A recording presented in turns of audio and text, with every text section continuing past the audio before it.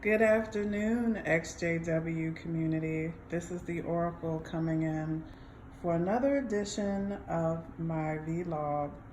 Today I thought I would basically just have a conversation. This is an ongoing conversation about human rights violations and things that I wish I knew when I joined that I found out the hard way. And the title of this video is, and I'm throwing it out to the XJW community, and it's more of a rhetorical question, but feel free to leave your responses. Can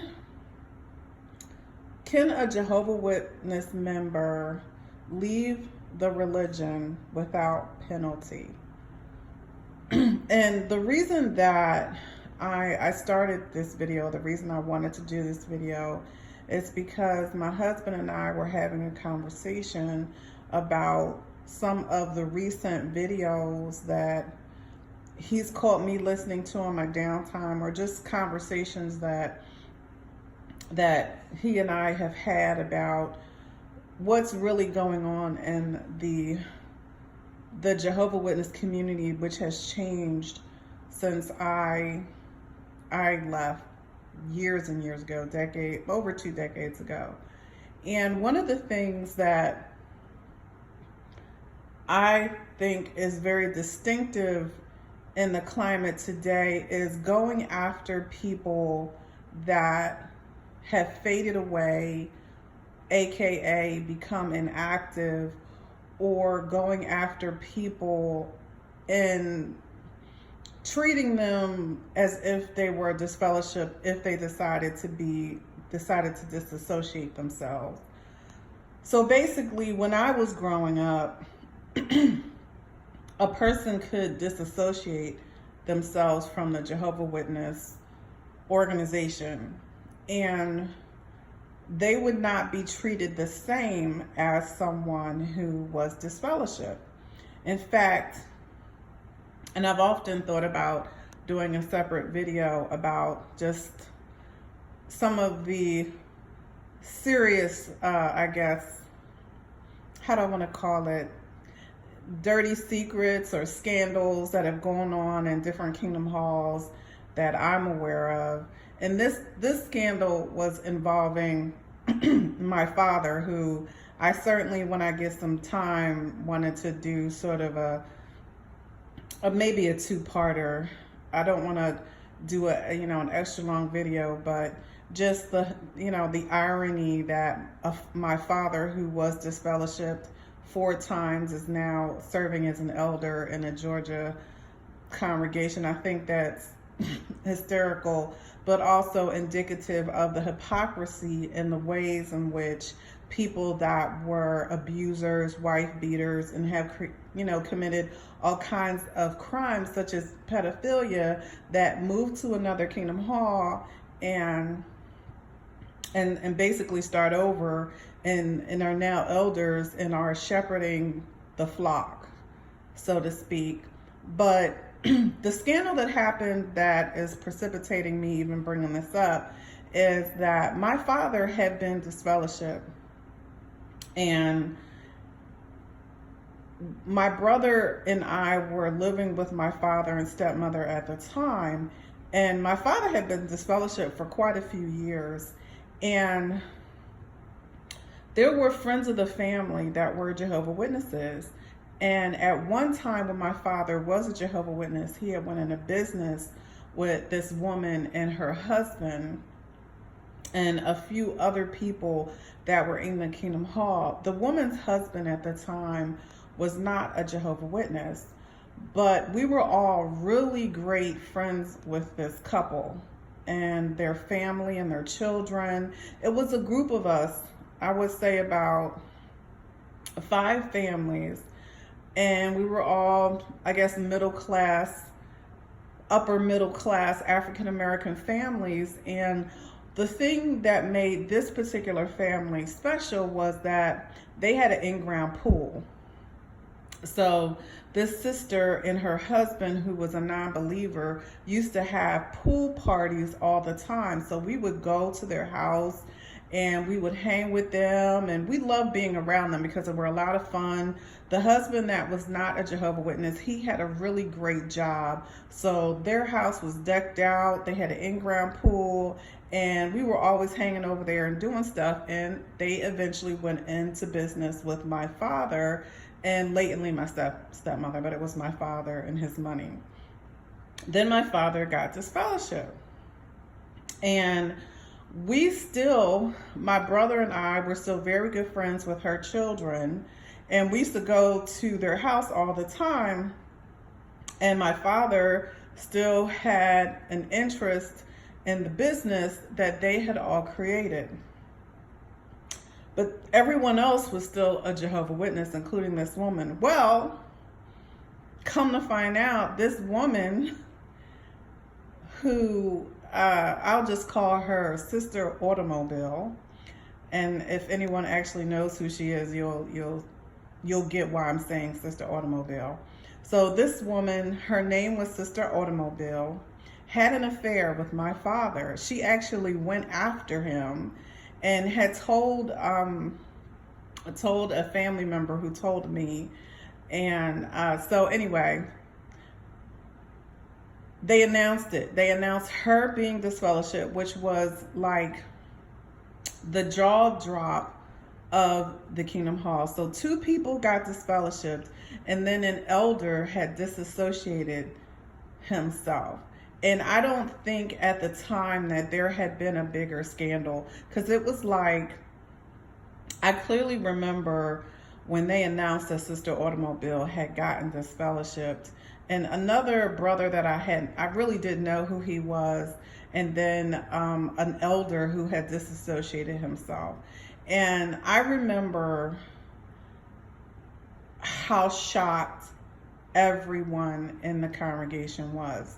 But I mention all of this just to say that I clearly remember a time when they actually made a distinction between people that were disfellowshipped and people who voluntarily left the religion of their own fruition. And they would say that this person has disassociated themselves. At the time that I was a Jehovah Witness, you treated people that were disfellowshipped differently than people who had disassociated themselves. Disfellowshipped people, they were shunned. Disassociated people, we were actually encouraged to be loving to them if we ever saw them, because we wanted to show them that they had made a mistake by walking away from the Jehovah Witness organization. Disassociated people were not treated like apostates, and they were not treated like inactive people. But there was no, you must not associate with this disassociated person. That was when I was growing up. That has changed dramatically. Now, I certainly believe that some of it has been some of the legal battles that have gone on behind the scenes. So now, the Jehovah Witness organization and Watchtower and Tract Society does not make a distinction between people that have been disfellowshipped and people that have disassociated themselves. They simply make a statement or an announcement in front of the congregation that this person is no longer a member of the Jehovah Witness organization. So you really have no idea if this person has done anything wrong, or if they have just formally disassociated themselves and said that they don't want to be a member.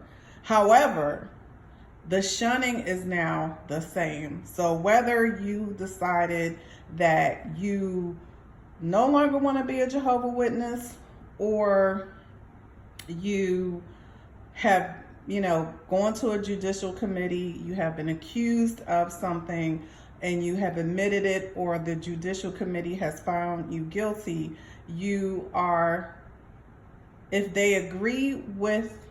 they have an agreement with themselves, then they will disfellowship you and you will be announced that you are no longer a member of the organization. So that's my sort of, let's talk about that for a minute though. Let's talk about my own shock. When I was 16, 17 years old, I decided that I did not want to be a member of the Jehovah Witness organization. And as I've mentioned in a previous video, my father and my grandmother circled me and basically attacked me verbally for that. And basically, I was encouraged to reconsider, because if I walked away, that I was going to lose a connection with my family as I knew it. And I have to tell you that I blatantly knew that. Like, I intellectually knew that if I walked away from the religion, that was going to mean that my relationship with my family was going to change. I honestly thought that I could control that narrative a little bit, and that I would be able to control the interaction. I think it was shocking to me in a way, the way that it was actually carried out. And even for me, it was hot and cold. There were times when my family would talk to me, but it wasn't the same. And there were times when my family wouldn't talk to me. There'd be long periods of time that I wouldn't hear from them. They wouldn't acknowledge me. I wouldn't know what's going on with the family, and they, that type of thing. And why was that? Because I simply did not want to go to the Kingdom Hall, and I didn't want to be a member of this organization. And I think and I was disfellowshipped for it. So I totally understand why there are a lot of people, and a lot of people even in the EXJW community, that are faders, and people that are just inactive and have not attended. So I was watching a few videos that prompted me to do this video at all, is that these are people that were inactive. So they weren't literal members. If you haven't attended the Kingdom Hall in over 3 years, I submit that you should not be held to the rules and regulations of the Jehovah Witness organization. And I even in my last video did a whole list of proposals of things that need to be changed in terms of procedure. I feel that if a person is inactive and they have not gone to meetings, they should not be held to the same standards and the same rules as someone who is an active member. So the fact that this organization can go after someone, so you're an inactive member, you have not attended a Kingdom Hall in 5 years or a decade, you've even moved away from where you used to live when you were a member. The fact that this organization will still hunt you down and subpoena you with a letter saying that we heard something about you. We either heard that you are living with someone who you are not married to legally, or you are a conscious objector, meaning you are now objecting to certain rules in the organization. For example, you are a conscious objector of the 2-witness rule, and you are a conscious objector of how this organization handles sexual abuse cases, specifically child sexual abuse, which are all legitimate. This organization will go after you. This organization will force you to either disassociate yourself or to become disfellowshipped for being a conscious objector, even if you are inactive. So the question comes up again. Can you, as a Jehovah Witness, make a decision within yourself that you no longer want to be a member of this organization and not be penalized in any way for that? And so that goes back to the Universal Declaration of Human Rights, which states in Article 18 that every person should be allowed to change their mind and change the religion. But when you join the Jehovah Witness organization, can you leave this, or can you join the organization and then at some point say, you know, I actually don't agree with this. I no longer want to be a member. Can you literally make that statement to family and friends and not be penalized? So if you watch the Scientology special that is hosted by Leah Remini and Mark Render, you will see that he's very clear on what makes something a cult. And there are quite a few things, but one of the main things is the consequences when you decide to leave. Jehovah Witness organization is a cult because it penalizes people and it shuns people and it harasses people when they decide that they no longer want to be a Jehovah Witness. And I'm going to do a comparative analysis. I'm going to actually tell you when, as most people know, I've done graduate work in world religion. But even before I did graduate work in world religion, when I was still getting my undergrad, I was going through a time of study. So I have no problem admitting that I actually joined quite a few different religious groups for a time because I had been so repressed. I did not have any knowledge of other religious organizations because I'm a third generation Jehovah Witness. I was told that going to church, the devil would, or demons would jump on me from the minute I walked in a church. But once I started breaking free of that, I wanted to actually go to different religious organizations.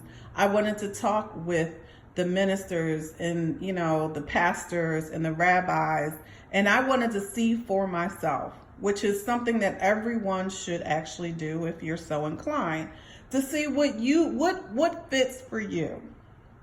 And even at one time, I was completely atheist. I would consider myself to be more spiritual, but not religious at all.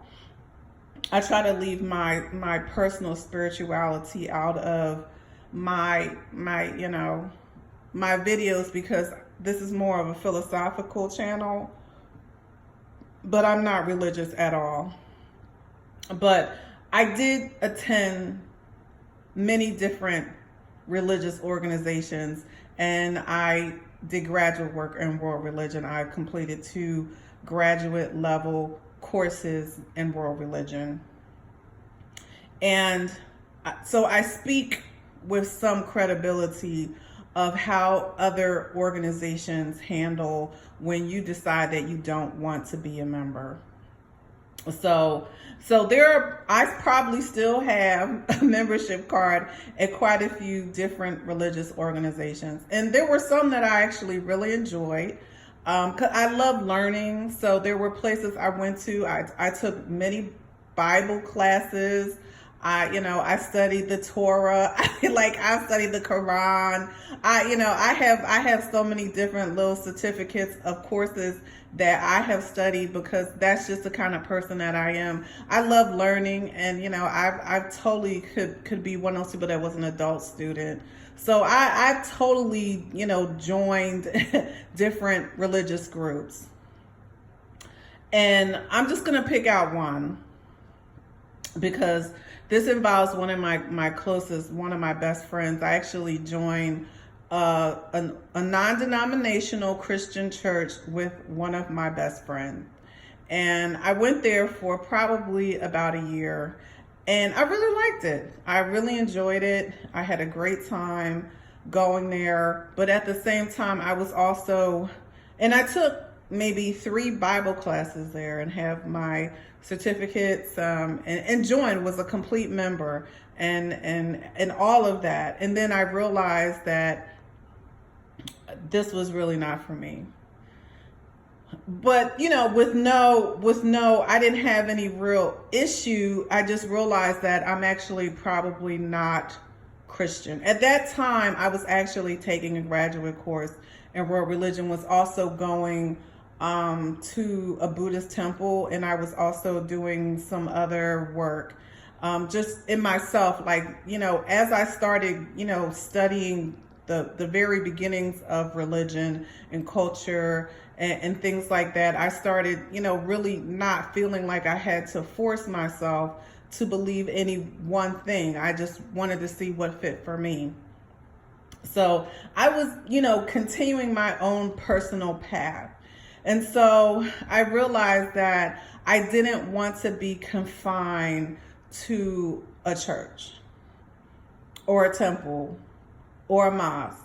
So that was one of the realizations that I had. So I actually stopped attending this non-denominational Christian church with thank you very much. I had a great time going here. Like I said, it was one of many different places, religious organizations that I went.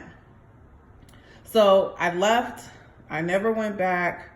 And, I enjoyed my time there. She's still one of my best friends. I still know a few people that attended that church.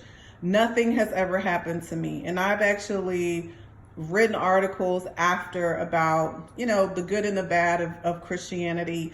My friend has never stopped talking to me. And it wasn't, it never stopped talking to me because, and I let her know I don't consider myself to be Christian. And, but this is what I believe. And we respect each other. And this is what I tell people all the time. I have friends from all different religious backgrounds. We have no problem interacting with each other because the bottom line is respect. And my friend has never shunned me. I've seen the pastor after. I've seen him in the supermarket. I've seen him and his wife. They've hugged me, said we miss you, but we wish you well on your journey. And that was it. So this is my real life example of me actually being a member of a religious organization, leaving that organization, actually talking about my journey through, religious exploration and, philosophy and my, philosophical thoughts, and which a lot of people have read, and I was never shunned for any of it. I wasn't. She's one of the closest people that I have in this world today. And we used to attend the same church. I can't say that about being a Jehovah Witness. There are ex-Jehovah Witnesses that have faded. They did not want to write a disassociation letter because today disassociation is very different than it was a few decades ago. There is no difference between someone who disassociates themselves and gets disfellowshipped. And and I think they will let you quietly fade until they find out that you are a conscious objector, or someone has an axe to grind against you, like a family member or a former spouse, and writes a letter and says, this person is inactive, but they're getting married, but they're living with their fiance. And someone will track you down with your data, find your stuff out, and come to your house. And I know that one of the things that people are doing is going after the sharing of their information. If you're an inactive member and you've not shared your latest information, they're violating your civil rights.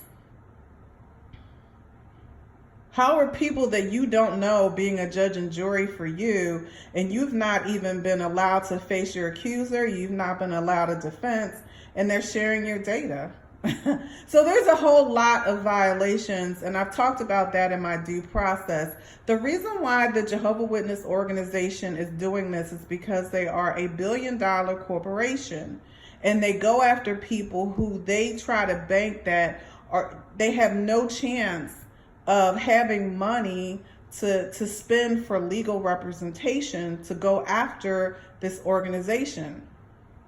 And the best bet, in my opinion, is to get a nonprofit group, which is why I bring up the Universal Declaration of Human Rights, because I believe this is a class action suit.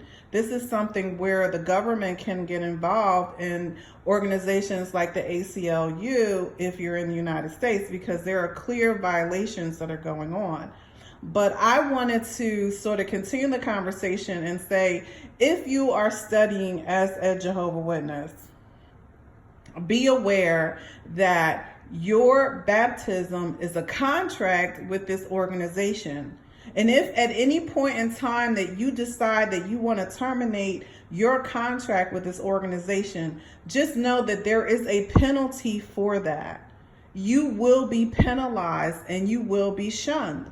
And I wish I could say that this organization was like the church I attended with my friend. I've gone to temple. I have joined many different organizations at different times in my life because I was trying to figure out what I believed, and I was open to it. I was a very free spirit. And I was never penalized because I determined that this wasn't the path for me. The fact is that Jehovah Witnesses are taught that you either accept their way of thinking or you are lost, and they cannot associate with you.